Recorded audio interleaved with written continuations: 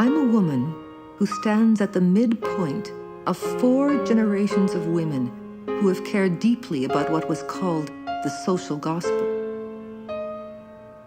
It represented a belief that religion was not a private vision of God,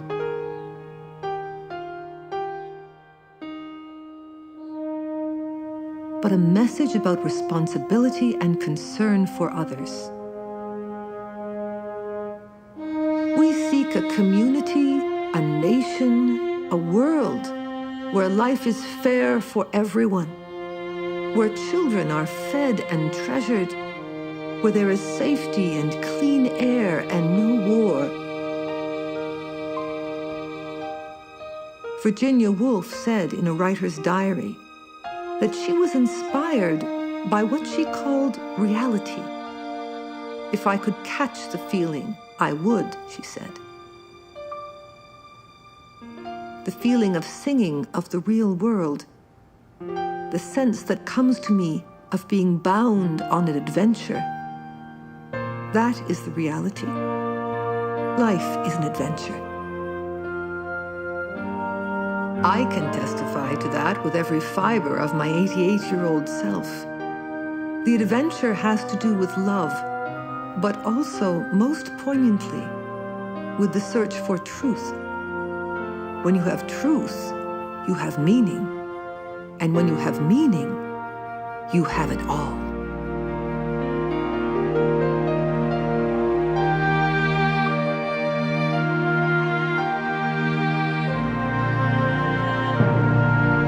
Well, when I said Mother gave us the best of ourselves, I think she gave us our humanity, our care for people, probably by example, respect for ourselves. She helped build our self-esteem.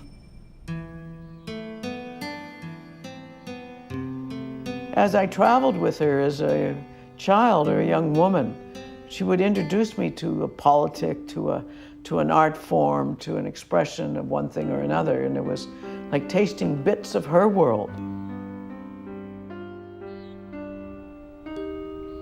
Well, if you were here, I'd go give her a big hug, sort of tender hug, just put my arms around her, but you just touch her,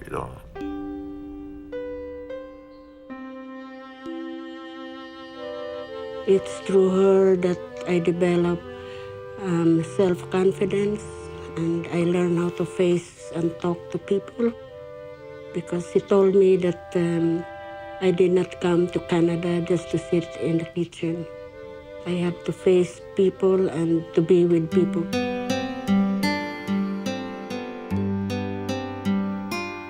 She was an unusual woman. And I do think it's the combination of pain and opportunity and intrinsic character.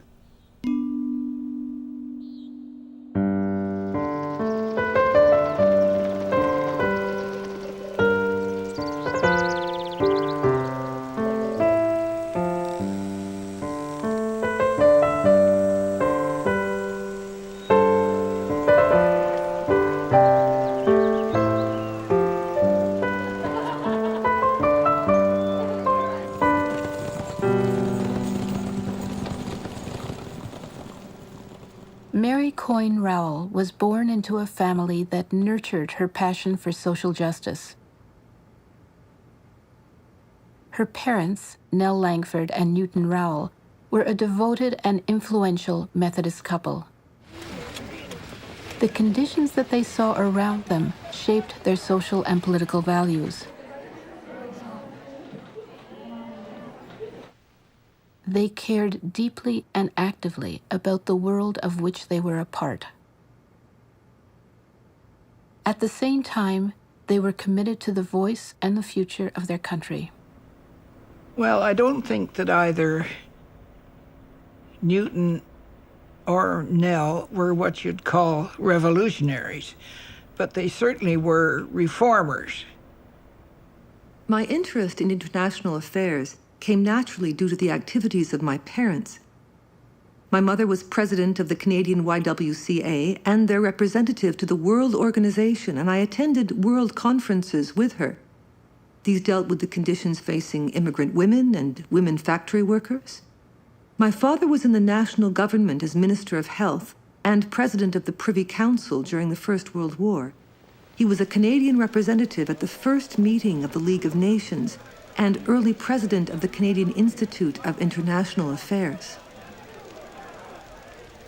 She grew up in a formal household where the dining room table conversation was of international affairs and affairs of state in Canada and political talk and all this kind of stuff. We children, when we were small, had nursery tea and only came down for dinner when we were old enough to behave ourselves and sit quietly. And I remember my father would often tell us interesting points of legal cases that he had been taking in court. She had, at a young age, a wide scope of understanding. And her relationship with her father was really very tender and trustful. So she must have grown up in an atmosphere which she knew she was cherished, but that she had duties. And these were almost equally strong forces within her. Do all the good you can, by all the means you can, in all the ways you can, in all the places you can, at all the time you can, as long as ever you can.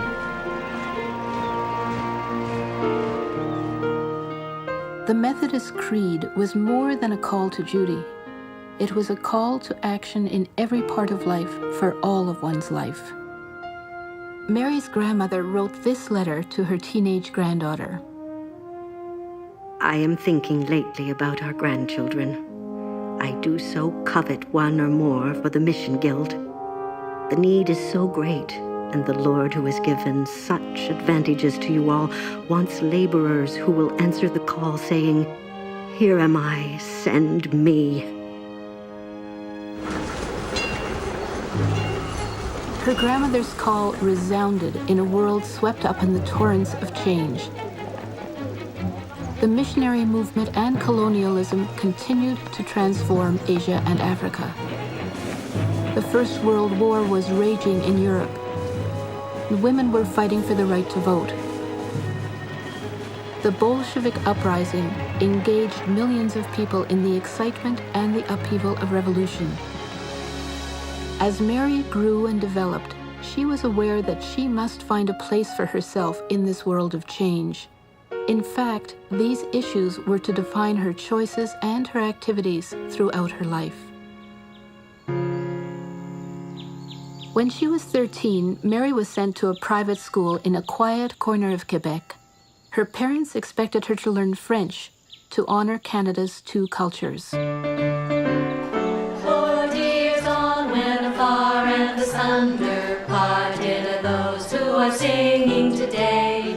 When you look back and forgetfully wonder what you were like in your work and your play. Visions of girlhood shall float then before you. Echoes of dreamland shall bear them along. Fight for the fearless and aims for the eager. 20 and 30 and 40 years on. Mary's lifelong joy in female friendships bloomed here. The friends she made at school would later sustain her through her darkest hours. Oh, the great days in the distance enchanted, days of fresh air in the snow and the sun. How we rejoiced as we struggled and panted, proud to the last of our school honors won. Follow up till the field ring again and again with the shout of the victory won. Even though Mary was far from home, spreading her wings perhaps for the first time, her mother reached out, reminding her daughter of her obligations and responsibilities. My dear Mary, the fact that you were head girl, I feel it is a real honor. I know you will realize it is also a responsibility. I hope you will use your position in the best way at all times. In so many little ways, you can help build up the best in your school and strengthen girls in taking the highest stand. the pressure to meet her family's loving expectations suddenly became even more urgent and intense.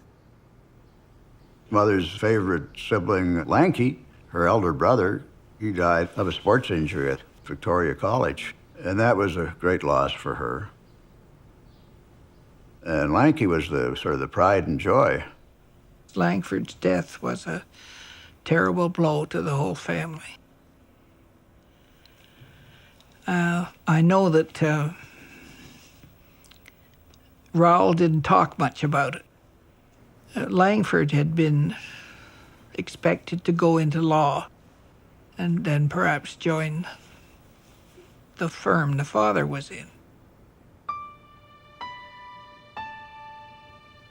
The pictures of her with her brother Langford are tender and just so touching.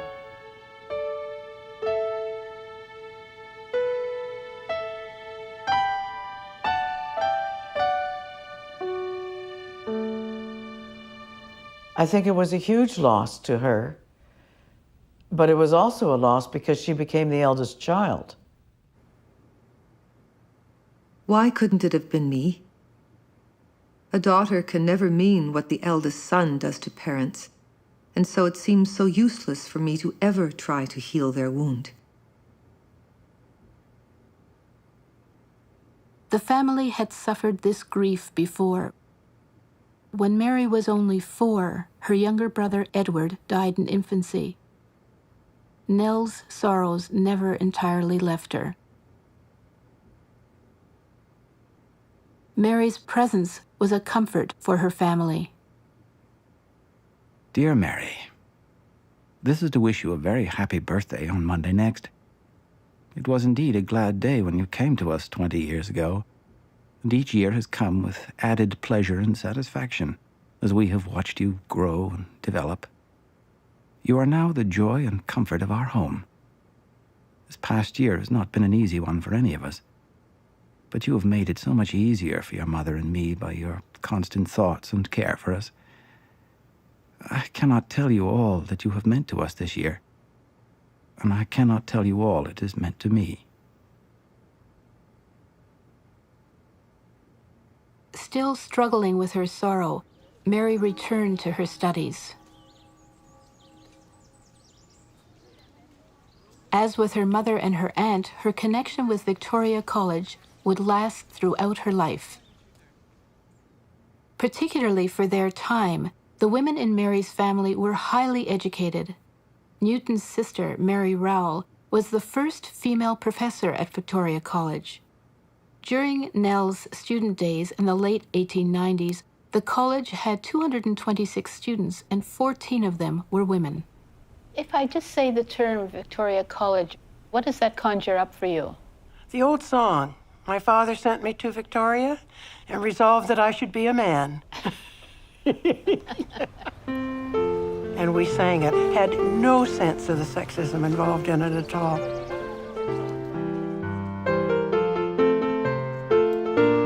I have been told to write from the girls' viewpoint. I don't see much point in it because surely we are not so very different from the men. Of course, I suppose we do see some things in a different light. Nevertheless, this history is written for the sake of the men, God bless them, just to let them see how we felt when we were freshmen. I must admit, I think we felt human.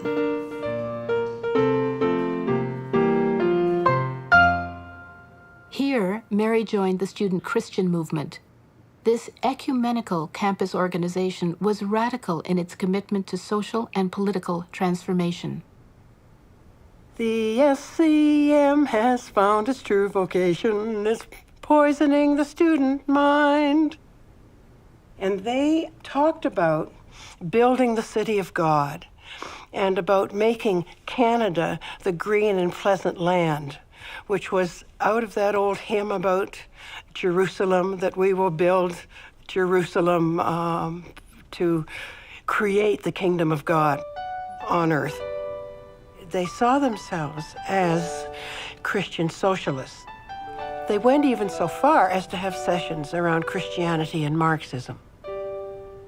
People got really nervous about that, especially in the institutional church. A lot of them called the SCMers troublemakers, but assumed that because they were young, they'd grow out of it. And of course, we never did.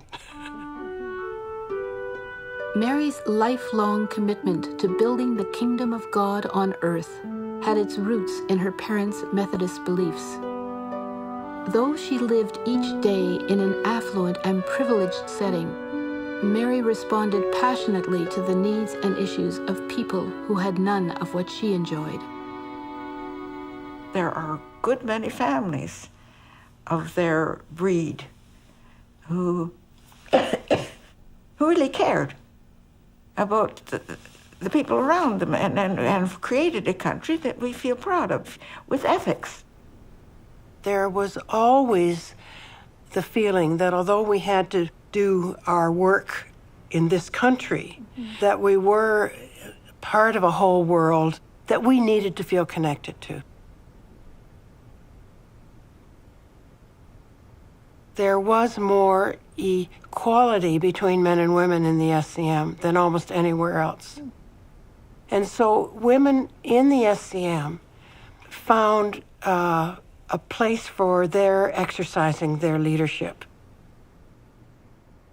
Mary's leadership abilities were highly valued, and she had devoted friends. Inwardly, though, she was struggling. Dearest Mother, sometime we must have a talk together because I would like to have your help. At present, I look into a blank. I have got to the stage where I think about nothing but myself, and it isn't a very pleasant subject. I worry so much about not being able to talk and having no friends. You don't know half the rottenness of your daughter, and I always know people line me up beside you and say, not half so good as her mother. That is the worst of having such a lovely, perfect, and wonderful mother, and there is no use of me trying to be like you. Mary longed to find her place in a world that offered conflicting messages to young women. Popular women's magazines acknowledged their readers' hopes by featuring the girl of the new age, the flapper. But in this post-war period, people also clung to traditional values. For women in her social class, marriage was the most acceptable occupation. Mary was not ready to take on the commitment of marriage and family just yet. She clearly had more of her own life and the world to explore. In 1925, Mary received her degree in language and ethics. As a graduation gift, she accompanied her father on a 3-month tour of the Pacific countries. On board ship, Mary met a young Anglican priest, Roy Lee, who was sailing home to Australia. This encounter marked the beginning of a relationship that would lead Mary to one of the most regretful decisions of her life. On that voyage, Mary experimented with independent behaviors which appalled her father. Had my first real fag today. Mrs. Rothman very kindly bobbed my hair. It was a splendid feeling to have it off at last. Home again, she wrestled with the ongoing problem, what to do with the rest of her life. At this point, Mary seems to enter a period of struggle for separation and independence from the safety and security of her home family. The clear and pronounced values and expectations of her family, her community, the church, the university, are now to be tested and perhaps replaced by beliefs and experiences that are more clearly her own. Mary drafted a plan. She'd go to Selly Oak, a Y leadership training center in England. She'd audit courses at the London School of Economics. She'd study French in Paris, and she'd represent Canada at international Christian student gatherings.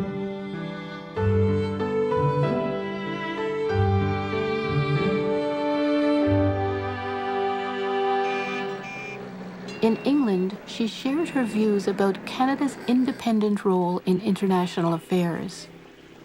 Mary's growing nationalism was a foundation for these commitments throughout her life. There appears to be a commonly accepted opinion that Canada and the United States are in sympathy with each other, and that Canada is influenced by the States to the extent that she adopts the same policies.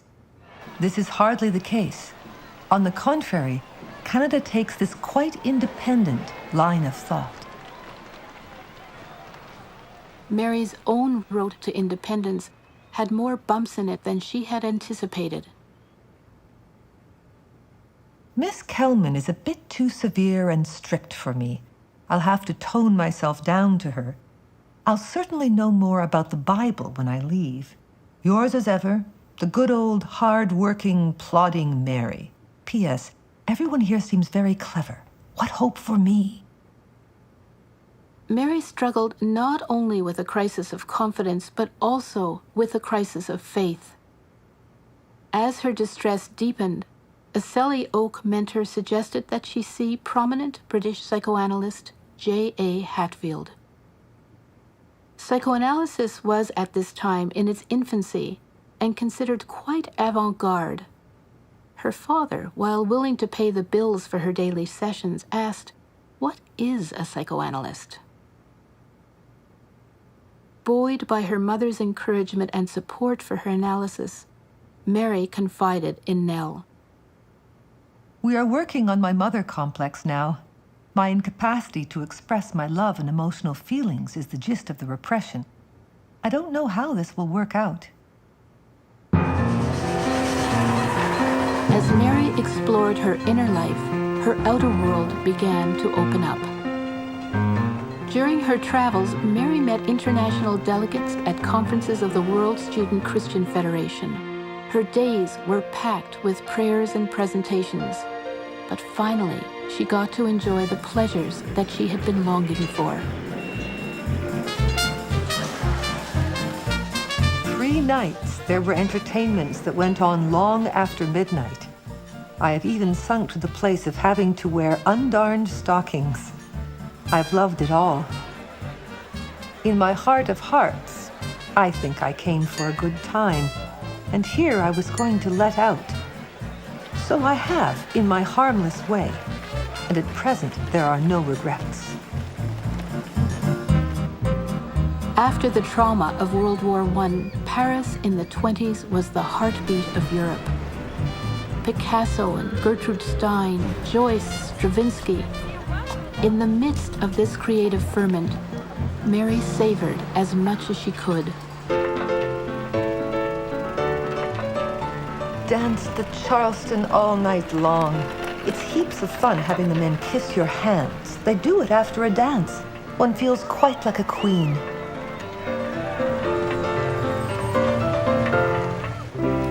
Douglas Duncan invited me to the Bourgeois Gentilhomme at the Comédie Française. Tout le monde va au théâtre le dimanche ici.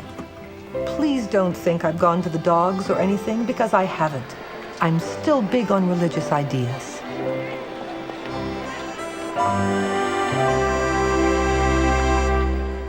Mary's most ardent admirer was Roy Lee, the brilliant Anglican priest and Oxford scholar that she had met the year before. Though he later became a highly respected theologian and Freudian psychologist, Roy was then working in Paris for the International Student Service. He fell deeply in love with the young woman he called Marigold. My Marigold, I want to see you in your blue hat that matches your eyes. I want to see your face come to life from the land of reverie. I want to adore your beautiful head rising out of your fur. In fact, I just want Mary. Ever your Roy. Mary wrote to her parents. I had dinner with Roy Lee at a Chinese restaurant. It was a bit hard on Roy. He is half Chinese, but considers himself altogether Australian. In such an atmosphere, he is taken for Chinese, and that must hurt sometimes. I was sorry I asked him to take me there. As Mary's year abroad was ending, she received a job offer to become the women's secretary for the Student Christian movement in Toronto. Her salary would be $1,500 a year, and she offered to return a portion of it. While Mary made plans to leave Paris, Roy reached out again. My Marigold, I saw from the beginning that you did not love me avec amour, but only with a very tender amitié. I wanted to protect you from all the fear and harm that I could, and if anyone ever hurts you, I shall never be able to forgive them. My dear, the man who marries you will be happy beyond words. I would give anything to be he. Your Roy.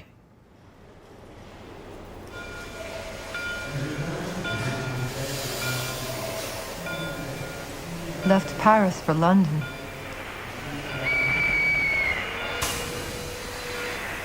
Roy came and saw me off. It was sad to part, but wise.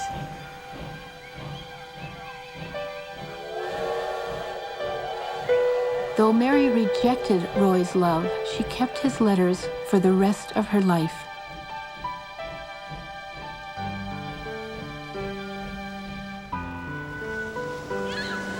Dear Mother, I can't tell you how much I hated saying goodbye to everyone and to England. It seemed like the end of everything, my youth into the bargain. I have to return to responsibilities which I don't know that I welcome as yet. It certainly is the end of one phase of my life, and I am very happy to have had it. Every moment was wonderful. I wonder how you have got on since reaching home. As far as I could fathom from your letter, you got more and more shy as you got nearer home. Have you started to be student movementish yet? Or have you been able to avoid being intense? Please don't think it irreligious to be natural and yourself. If you will remember, I told you that your attitude to your people would be changed, and that they would not consider that you had changed for the better. Ultimately, you will require to break through to freedom. After the exuberance of Paris, Mary felt hemmed in by straight-laced Toronto. Though she wanted meaningful work, Mary also knew that a woman of her age and standing was supposed to marry, and marry well. Experts were always ready to offer a word of advice.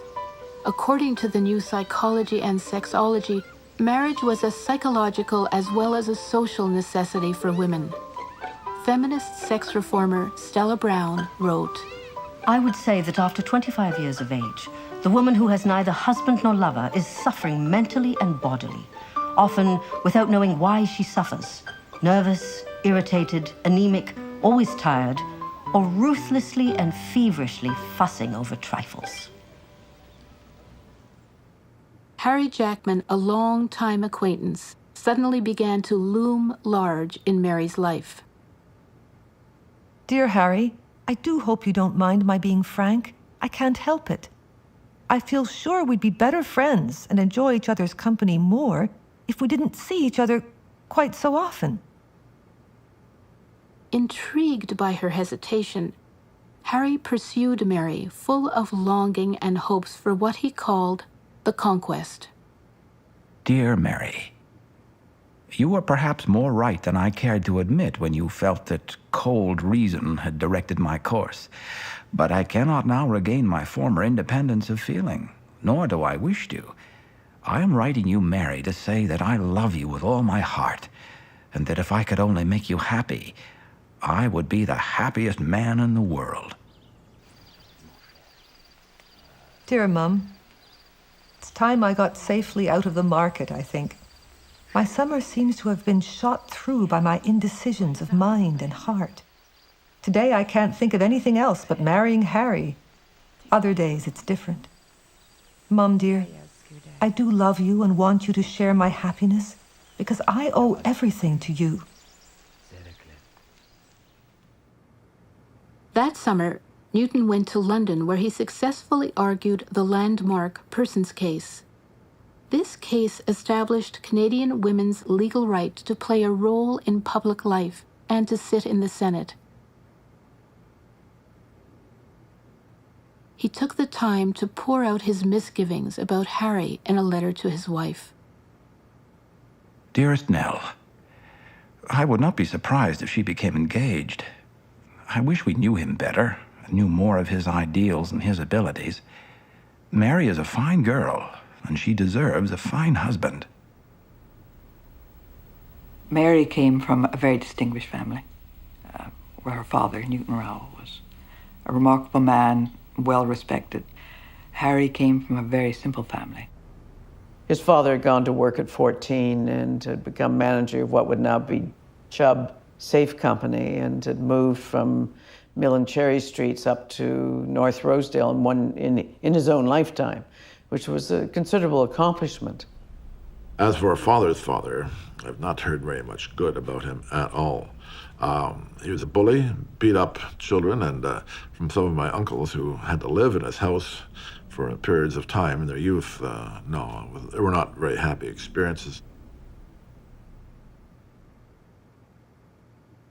Even after their engagement was announced, Mary was still racked by indecision. Could it be that Mary could not find her own independent identity, and that marriage provided a role that was expected and acceptable? Perhaps she sought a relief from the pressures of her parents and her community. Finally, she succumbed. With her marriage just a few months away, Mary felt so uneasy that she sought Hadfield's advice. It would be fatal to Mary before there was a proper development of this realization in Harry of that protective side of love toward you. You would be far better to avoid a catastrophe altogether by not marrying than to plunge into a life of unhappiness with someone whose ideals are very different from one's own. Having different ideals does not itself matter if there is deep love, for there is a mutual exchange to the enrichment of both. But different ideals without love is hopeless.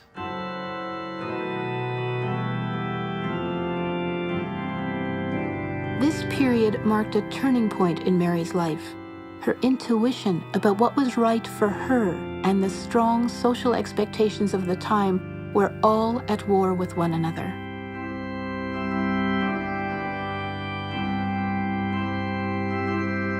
On the eve of Mary's wedding, her parents gave her a grand piano and $25,000.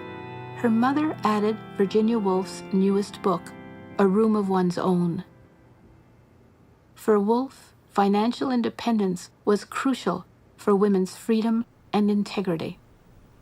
What a forward-thinking mother to give a daughter a book suggesting that every woman needed a room of her own and a workroom of her own, suggesting that there was great validity in a woman having her own life, her own occupation, her own profession. I thought it was a stunning gift. That a mother of her period would choose that particular book, because Virginia Woolf's books are not light reading, but they're rich with possibilities. Could Nell's gift have been prompted by a sense of foreboding that her cherished daughter had entered into a deeply ambivalent marriage? She told me that when they came back from their honeymoon, they were going to go to a big ball or some fancy dinner, and that she went and got herself beautifully made up and a gown, and she said she walked down the stairs feeling absolutely beautiful. And Harry was there in black tie waiting for her. And when she arrived beside him, he said, "Mary, how do I look?" And she said, I was so outraged that he didn't say, "Mary, you look beautiful," that I kicked him really hard in the shin and that he would never, ever do that again. I assume what drew Harry to Mary was the fact she was an intelligent woman from a very good family and had very strong values, which he valued. What drew Mary to Harry, I don't know, because they were very incompatible, and I could see why she was not a trophy wife, but she was a woman that he could be proud of. And I think, reading his diaries, he was proud of her. He was ambitious. He wanted money. He wanted to make a lot of money, which is fine, and most women have no problem with that. But she did. She had deep religious problems. He was not into religion like she was. I think she would have been happier with a more intellectual person. Did they have different values with respect to money? Well, I think father was perhaps more obsessed with earning enough and making sure that we all had enough, which today we're all the beneficiaries of, I might say. I have enough. Mm-hmm. I don't spend too much. I have enough. And mother was less concerned with money. Her father had been a lawyer and her mother a school teacher. And to make money off the stock market was not something she always considered to be legitimate work. This was not work like thinking about a legal case or planning a lesson plan. And I remember fights at the dining room table about father's profiteering from what she would describe as unearned income. My father probably had much less self-esteem than my mother did. And he used the creation of wealth as a way to make himself be okay in society. Whereas father always had these social ambitions, wanted to rise higher and higher, which is partly why I think he married her. He put up with Metropolitan United Church and its sort of lower class surroundings, deference to mother's wish, but it's not what he wanted. Socially, he thought the Anglican Church would have been far more advantageous for the family than going to the Methodist or United Church. He wanted the family to go up, hence private schools, and money, have to earn money to advance. Unfortunately, he didn't have the personality to go with it. He could be very pleasant, a very pleasant host, and at other times he'd ignore you without, well, who are you? But there was, that isn't the point. The point is he didn't seem to have that understanding of how rich life could be. Outside of money? Yeah, well, that's what life, money is the servant. Yeah. And to him, I would guess it was not the servant, it was the controlling. If you had money, you were ergo okay. By convention, women of Mary's social class didn't work after marriage. Nonetheless, she insisted on providing unpaid leadership to the SCM. She also tried to explain to Harry the reasons for her commitment. I must live up to the ideal of the brotherhood of man between all people and classes. But I do hope someday you may come to appreciate the sterling values in people who give their lives to a cause with no self-profit. I should love to think that you could really enjoy these addresses and discussions and help them with your ideas, instead of feeling, as I now think you do, that they are all hopeless idealists who couldn't make their way in the world. I feel a stranger to you in all my own self. And yet, why is that necessary? Darling, life and marriage were made for companionship, and we must try further or give up the effort and not spoil each other's lives. During the Depression years, Harry's business interests benefited from his shrewd investments, but Mary's social concerns were heightened by the hardships she saw around her. As the gulf in their values widened, Mary's sense of isolation deepened. After suffering a miscarriage, Mary gave birth to Hal, their first child, in 1932. He was followed 2 years later by Eric.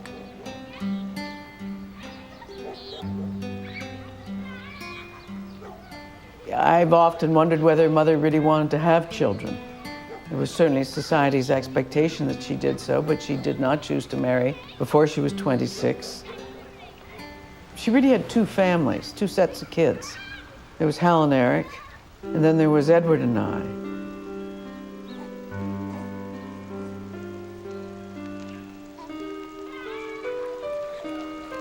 Well, Mom was a super mom, very loving and very caring.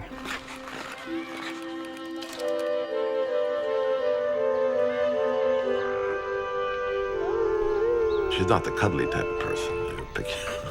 I don't remember that, but certain love was there. When you see how cuddly they are today, my mother was perhaps less the tendency in those days. But I mean, she cared for us objectively, yes, without getting too emotionally wrought up about the thing. We expected to amuse ourselves. You know, we didn't play with our parents, you know. I remember as a child going skiing with her, tobogganing with her. I remember certainly at feast seasons doing various cooking things. And I remember at the cottage lots of walks to, you know, she would teach me about flowers or how to make pies or pick blueberries or, you know, those kinds of things, and help me learn how to swim. And she and I would swim together. We would have our skinny dips together, and Father and the boys would have their skinny dips together. I remember very clearly the time she would hold me when I was weeping and, you know, the real aching and empathy. There is part of me that must have some self-expression that can't be found in children or a house. I must somehow find myself. I have been feeling that you so entirely dominate me that I am too crushed to try and find an outlet. Please, if and when I say I want to go to a meeting or do something, let me have my way. We must each lead our own lives, and by the same token, I shall try and refrain from remarking or criticizing your doings.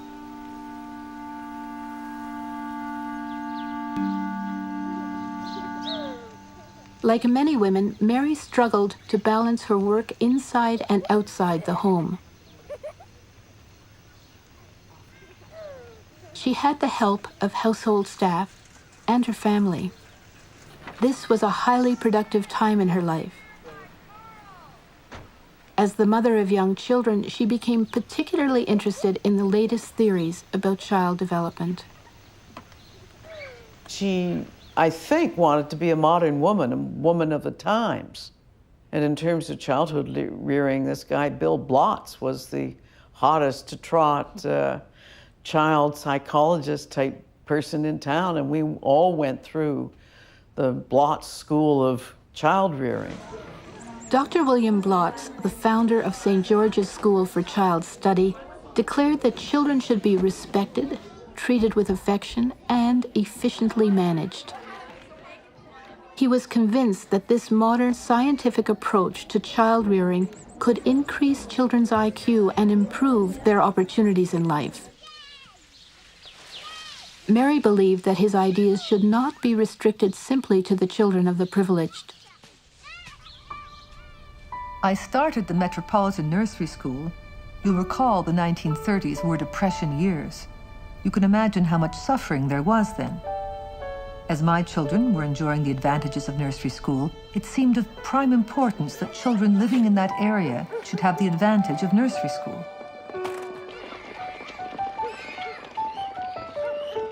It was clearly stated at the beginning that this school was to be for all children of the community, irrespective of race, nationality, or creed. And that was one of the first nursery schools for poor children in Toronto. Putting faith into action, Mary believed that supporting young people's development would benefit families, communities, and the country. Harry spent most of the time between his election to Parliament in 1940 and his defeat in 1949 in Ottawa, away from the family home. He returned to Toronto on the weekends. Mary was the primary parent at home. Mother was the more loving. Father being a more typical man, he's more distant, and he showed his kindness by doing things, by taking us places. and later in life by making us more wealthy so that we could provide for our education and give us a start.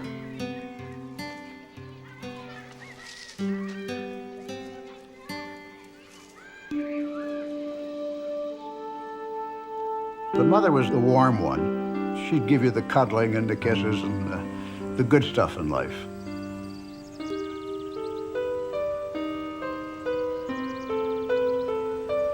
Father loved to tell stories. You know, he was his own, dramaturge, and he would have us pick a book from his forehead, and then he'd make up a story about it. And he did this frequently, and I remember lots of times it'd just be him and me, and I'd pick a story, and he'd tell me, or we'd walk across the farm fields. I gather that your parents had very different beliefs about discipline. My father used the strap and the hairbrush. And I imagine his father did too. Corporal punishment administered by fathers to their children was considered acceptable at that time. Dr. Blotz challenged those values and behaviors. He believed that parents would do well to understand their children's misdemeanors and to help their youngsters to solve problems, to deal with their anger and frustration.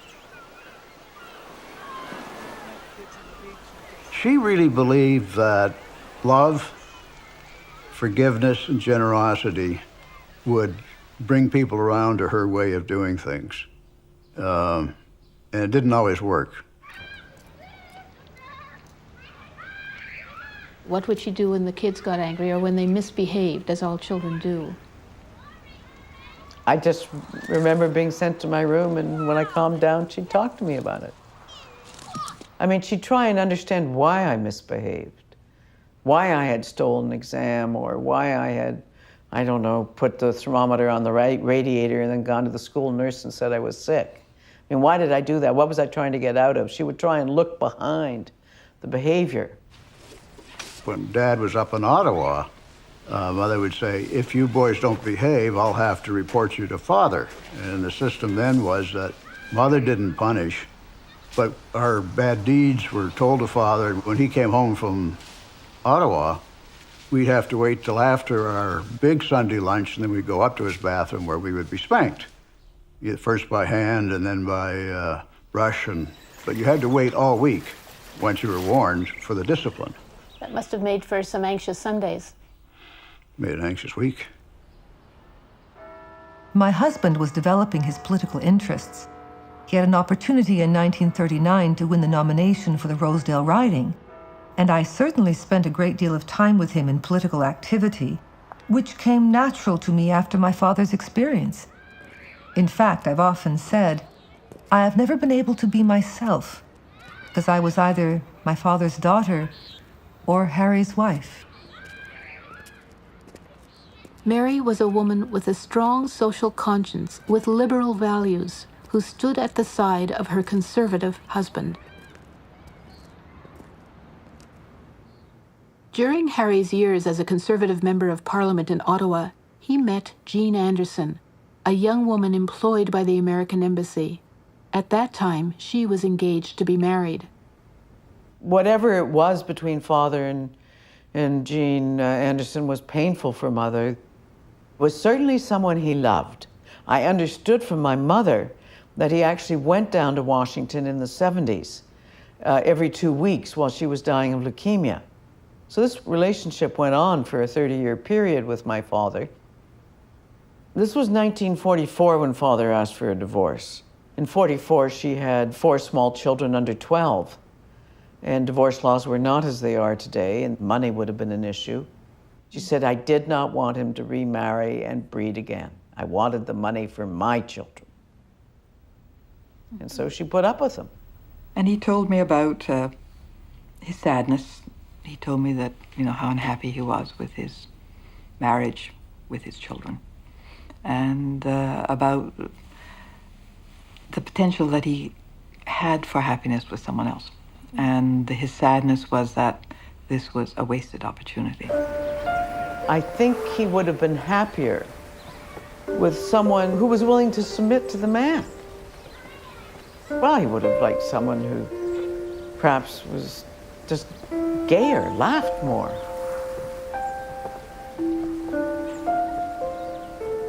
When Mary refused Harry's request, she knew well the sanctions against divorced women in her milieu. She would face social stigma as well as isolation in a world focused largely on couples. For almost all unhappily married women, the choices were few: poverty or economic dependence. Staying in the marriage safeguarded her children, but also gave Mary the financial base that allowed her to go on with her work. Throughout my life, when utterly perplexed and down, I do think of Jesus' life and realize that to go on loving people and trying to understand them is all one can do, and retaliation of any kind gets one nowhere.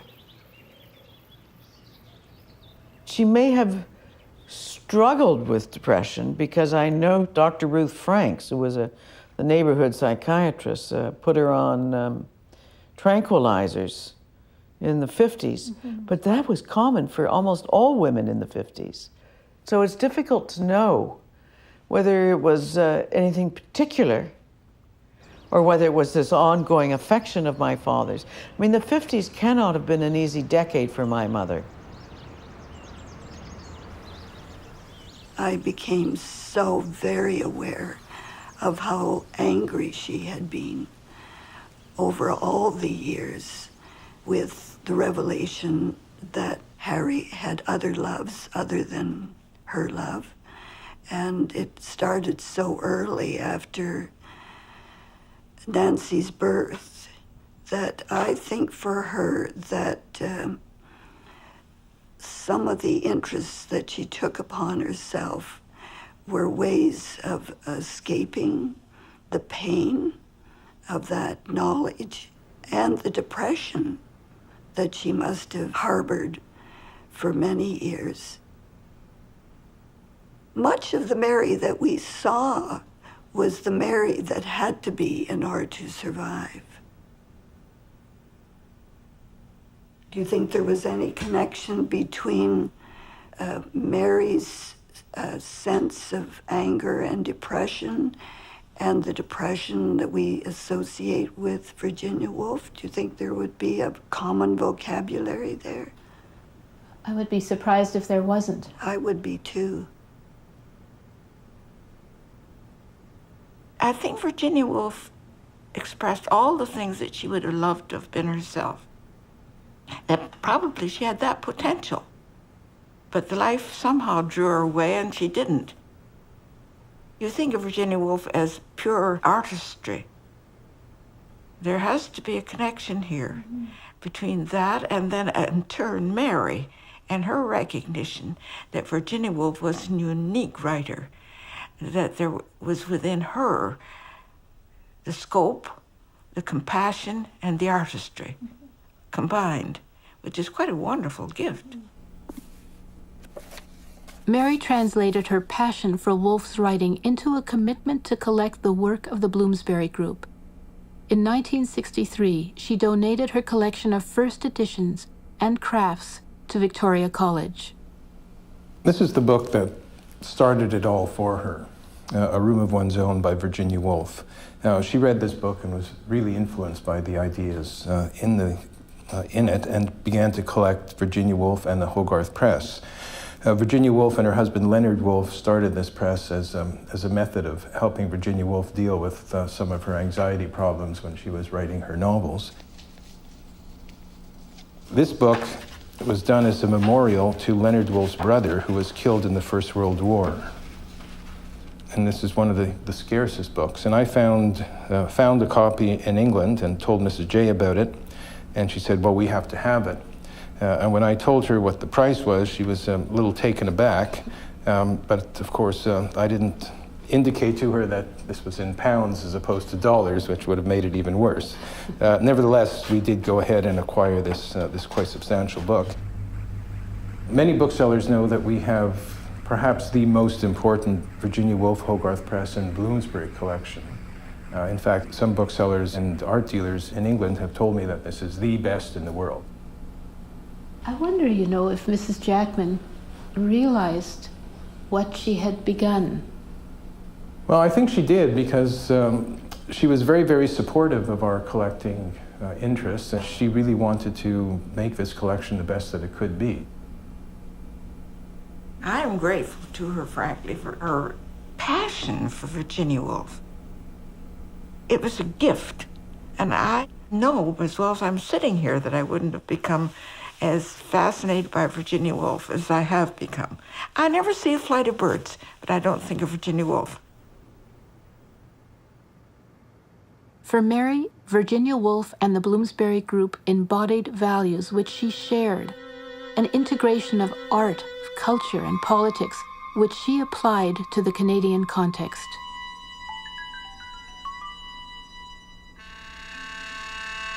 I chose to support and encourage Canadian painting because this was an expression of our newfound independence of the mother country. We were young, and in spite of the Depression in the 30s, we wanted a way to express our own voice. For me, it was through our painters.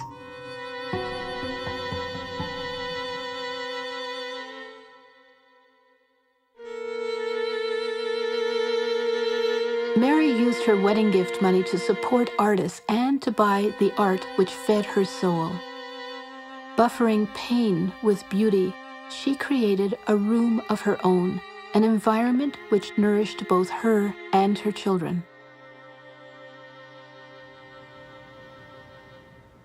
For an art collector, the Picture Loan Society was a treasure trove. Her old school friend Douglas Duncan started the society in 1936 to exhibit, sell, and rent the work of contemporary Canadian artists. Whatever skill he lacked as a businessman, he made up for in panache and flair. While Mary wanted to be close to that bohemian world, she wasn't prepared to totally leave her own. April 5th, 1948. To the Secretary of the Women's Committee of the Art Gallery. I should like to propose Mrs. Harry Jackman as a member of the Women's Committee of the Art Gallery for the following reasons. She is a university graduate, BA. She is interested in painting and sculpture and is acquiring a collection of contemporary Canadian art. A great many of the artists are her personal friends, and she shows her interest in the gallery by attending virtually all the openings and a great many of our lectures. The building of women's committees of the Art Gallery of Ontario and such things, the other cultural institutions in Canada, is a result of women not being allowed to work. They had ambition, they had drive, they had talent, they had creativity, and society wouldn't let them work if they were married. And so they drove them into these expressions, these usually cultural expressions. And that's what Mother did. When there'd be an opening in Toronto, an artist's opening, she'd go there, be the first at the door, and she would walk around and look carefully at the paintings, and if one appealed to her, she'd say, I'll take that one. She was in a position, fortunately, to be able to do it.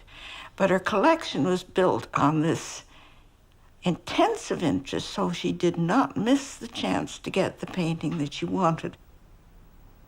She would come looking for something for a specific purpose. And she was always very definite in what she liked. I can hear her saying, well, I like that one, you know. Very decided in her views. And once I do remember she chose something for a wedding present for somebody or other, and I said, well, Mary, they mayn't like it. And she said, well, they can learn to, which I thought was a great idea from an artist's point of view. Mother, of course, bought a lot of art, a lot of abstract art, including these mobiles, things that hang from the ceiling up there, and all this sort of fancy stuff. And we would sort of mock her, say, what is this, Mother? This funny thing. She said, don't touch. It's very, very precious. Some of it was very delicate. But, that was her passion in life, art. When she came back from New York with a Ben Nicholson abstract drawing, father just, I think she paid $250 in, I guess, the late 50s for this. My father just blew a stack, grabbed the picture out of my mother's arms, marched over to her mother's, Nell Rowell's, and said, look what your daughter's bought. How could she waste her money like these? A few pencil lines on a piece of paper. And she was a good art purchaser. She would buy these things that Father thought were junk, and then, 20 years later, he'd sell them or he'd give them away, and you get a huge tax receipt. He could write off other income. The other interesting thing about Mother was her encouraging Father to purchase this cottage in Georgian Bay. And this cottage was originally owned by Dr. James McCallum, a sponsor of the early Group of Seven, before they became the Group of Seven. One year in 1913, 14, as a winter work project for these artists, McCallum and MacDonald planned to put murals all around the living room in the cottage. And Mother recognized the value, the historic value of these murals done in the beginning of the 1900s. And she encouraged Father to buy the cottage, and Father wasn't sure he wanted it. It had been empty for 3 or 4 years and wasn't in very good shape, and the roof was leaking. And we were renting at a cottage next door, and Father said, Eric, why don't we swim around the island and take a look at it from the shoreline? So we, from the water line. So we swam all the way around it. The 2 islands that comprised the group were over 30 acres. And so we swam around that, and he was so proud of his accomplishment, he said, I think we should buy it as a tribute to what we've done. So Mother got her paintings. And this was in 1949. And then in 1967, Mother and Father gave the art to the National Gallery, and there's now a gallery room called the McCallum Jackman Cottage Gallery. It says so much about Mary's values that she gave to the Canadian public the art that she loved. Collector and friend Bobby Hyde challenged Mary to support artists in a direct way. Having artists stay with you at Go Home Bay is the most useful thing you can do. Give them good food, a good bed, and some kindness.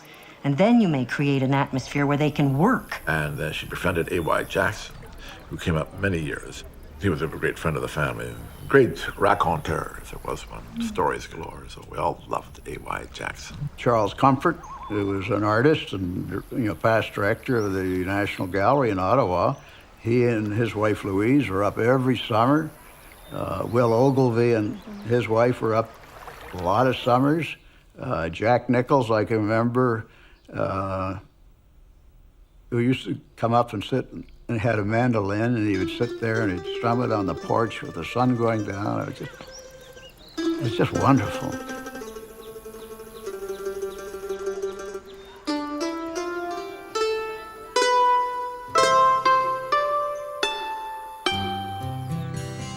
And the thing to do was always to have a painting picnic. So we all got our gear together. We got it all into the boat, and we went out to a very beautiful island on the outer side of the bay with lots of beautiful trees and gorgeous rock. We didn't talk. We separated and did our stuff by ourselves. And then we came back and looked at everybody's work and made complimentary motions about it all. And then we ate out in the sun, the hot sun and the fresh air and the wind, and it was just absolutely lovely. They'd all be there together sometimes. And they'd go out in rowboats and canoes in the morning, come back in the evening with their oils done. They'd put them up against a screen to dry off, and we'd have an art show, a ready-made art every evening.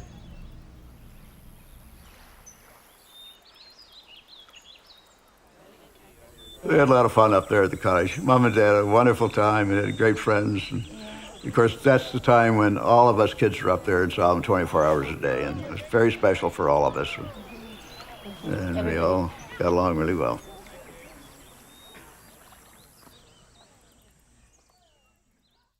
Those rare moments of sweet harmony couldn't be sustained once they left the cottage and returned to their city duties and the family home. Mrs. Jackman always loved to have all her children together for dinner, say Sunday dinner or anything. But all those children together was a nightmare because none of them got on, and they all pushed the other, so there'd be explosions of arguments and fights and whatnot. There were fights, certainly. Yeah. Kids fights over them. I hate to say it, but I remember better father insulting mother, making snide remarks, which would turn her into tears. She would go upstairs and cry, and it was pretty painful for all of us. You'd always say, lower your voice. Lower your voice, Mary. Lower your voice. This included yelling at her and disdaining her collection of literature, of the Bloomsbury Group, of her contemporary Canadian art. As tensions became more pronounced at home, especially between the parents, I realized that things weren't perfect, and I'd better find love and friendship elsewhere rather than in the home. If that's what I was looking for. That's what sort of drove us all out of the home, I think, to a certain extent, because we didn't find it at home. I wanted to make him a Catholic. She saw it coming, and when Father shouted out to her, Eddie's become a Roman Catholic, a terrible thing. I said, well, I think he said something like, don't let it hurt you too much. You'll only make it painful on yourself if you want to. He wanted me to become establishment Anglican and that sort of thing.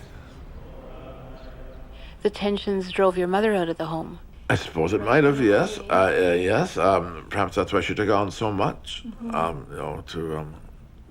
to be liberated from the home, just to have a different life outside to counterbalance perhaps the drudgery of home life. Mm-hmm. Mother and I shared a bathroom, and I would see bruises on her body sometimes.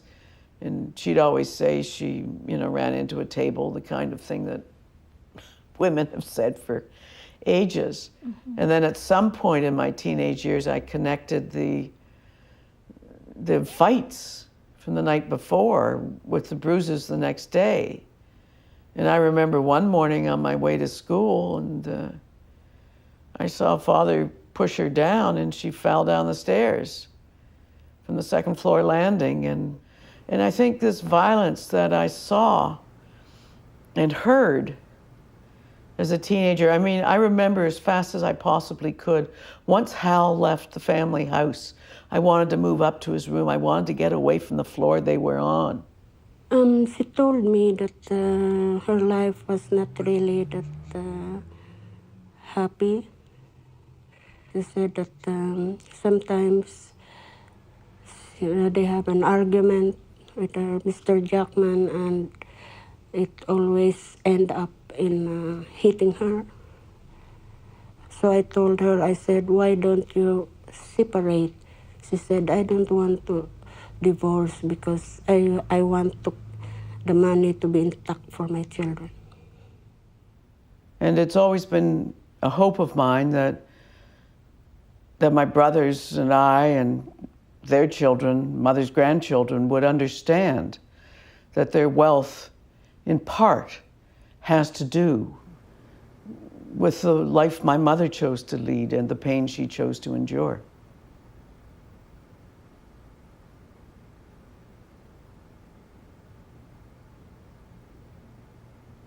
I very much remember her tenderness towards me. And in a more academic way, I remember her struggle and the compromises to survive that women continue to make in our society.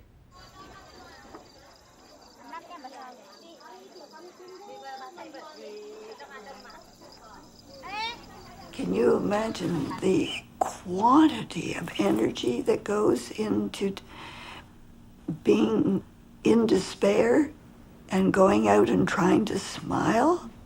day after day in the very public life that the Jackmans lived. I can't imagine the energy it took to do that, and then to have all these other interests. But that's the stuff of women.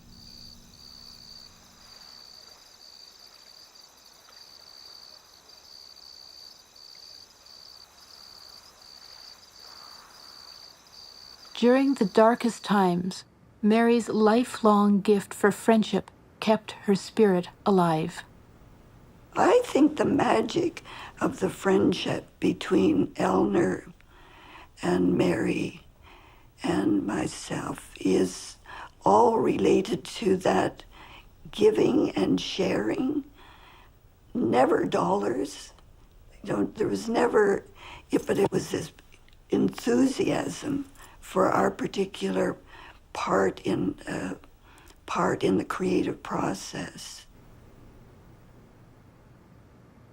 Eleanor and Beth recognized Mary as a kindred spirit during their work on the Dayspring Festival. This innovative celebration of the arts in Mary's spiritual home, the Metropolitan United Church, incorporated art, dance, and music into the liturgy.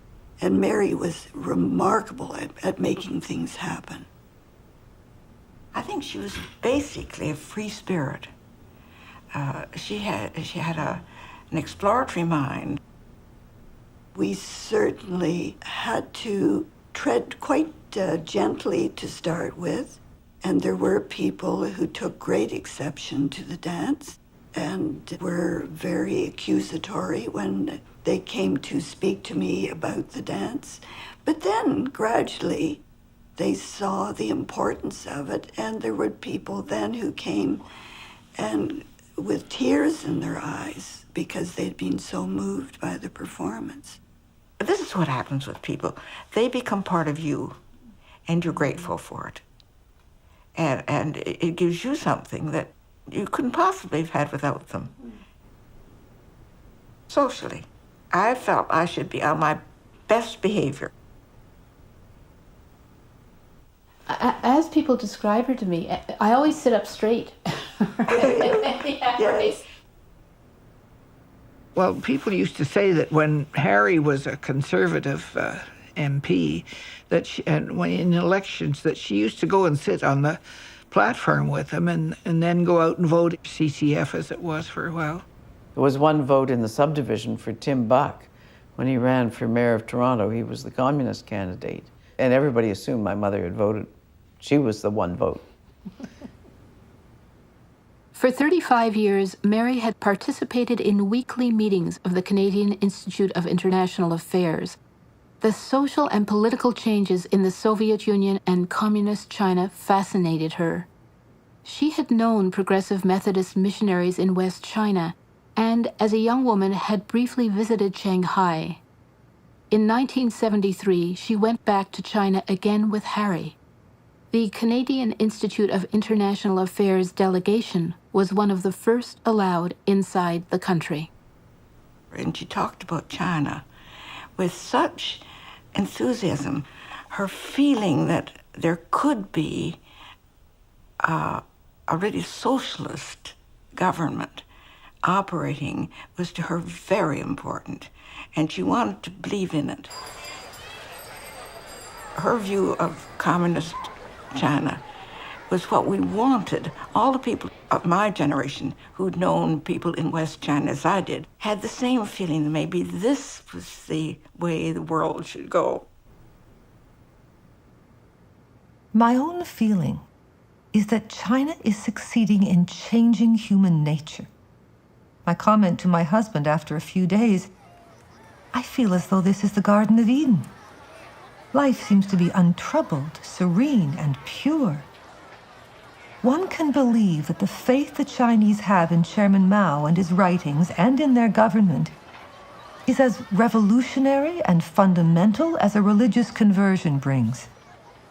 It inspires greater practical results, adherence, and loyalty than we in the West have shown in our Christian faith. Harry didn't believe that human nature could be changed, and Mrs. Jackman did. And so she thought in China they had changed human nature. People weren't greedy anymore. And people lived for higher values rather than for money. Those values must have separated them every night at the dinner table. They separated them every conversation. People say that Mary was a formal person and often reserved, but she was also capable of great tenderness.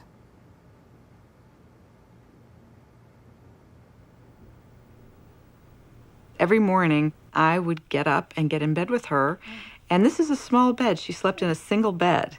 And I would get in bed with her and get under the covers and just cozy up with her as she was having her breakfast. And the scent of the roses from the rose garden would come wafting in through the windows. And it was just heaven.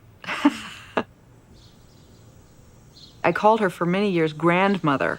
Rather than granny or nanny or something else, it was grandmother. She was tall and slim and very elegant looking. And she had this huge grand house. And whenever we had holidays together, everything was done with the silver and the fine china. So it was sort of like walking into a fairy tale when I would come to visit with her. I always sort of imagined that I was off at a castle when I was visiting grandmother with the cook and the maid and playing princess. I just remember feeling sad the one time that I saw my grandfather really snap at her. I felt very sad for her. And that was the first time that I ever became aware that there was any difficulty between them.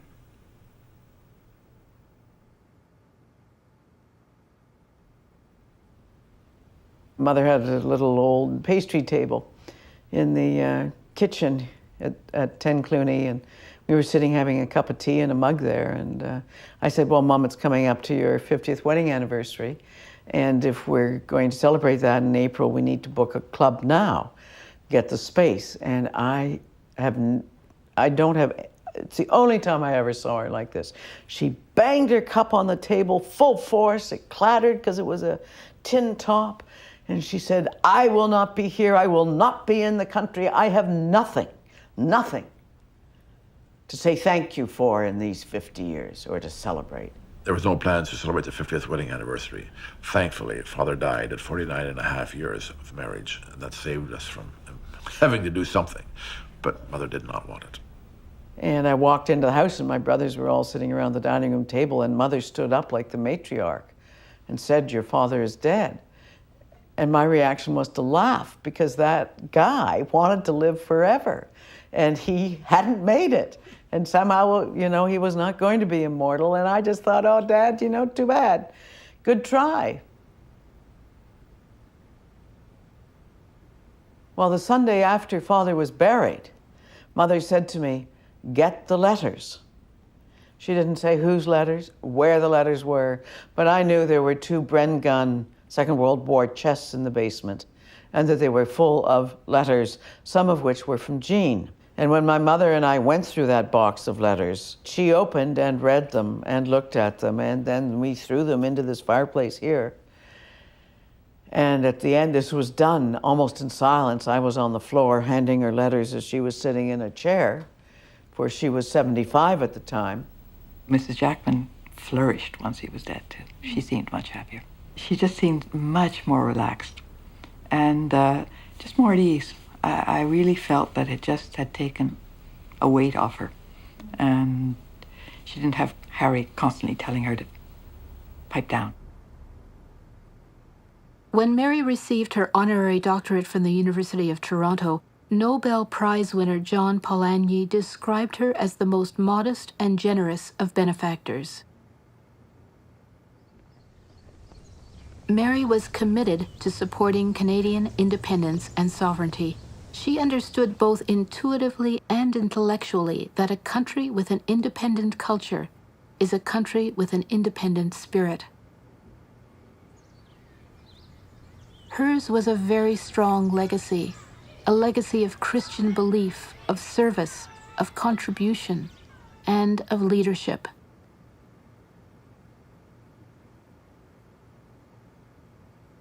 She dedicated her time, her energy, and her resources to building the new Jerusalem in Canada and in the world. She worked with great friends and colleagues who shared those passions. Mary's lifelong commitment to the arts, to education, to politics, to ecumenism, and to social justice was the gift that she gave to her family, to her friends, and to her country. Nancy did a lot for her. They meant a great deal to each other. I think of them going up the street together. And I think that was a wonderful gift that she did have. And I think Nancy is richer for it too. Sometimes we danced together. She was distant and informal still. So one way around that, to hold her if I wanted to be held, would be to dance with her. And that was quite permissible. So she lived it out till 90. She was reading a social justice book on poverty in Canada at the time of her death. What would I like to say to her?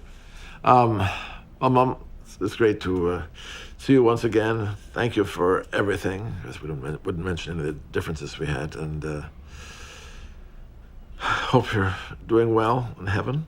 And I hope you realize that we still care for you. And again, thanks for all the favors you did, like picking me up from boarding school, taking me on trips, and just talking to me about facts of life and everything else, and what is right and what is wrong. Thank you for your good example and for your upright courage and strength. Thank you, Mother, for everything. And may we pray for each other, and may we be on earth the fulfillers of all that you had hoped for us.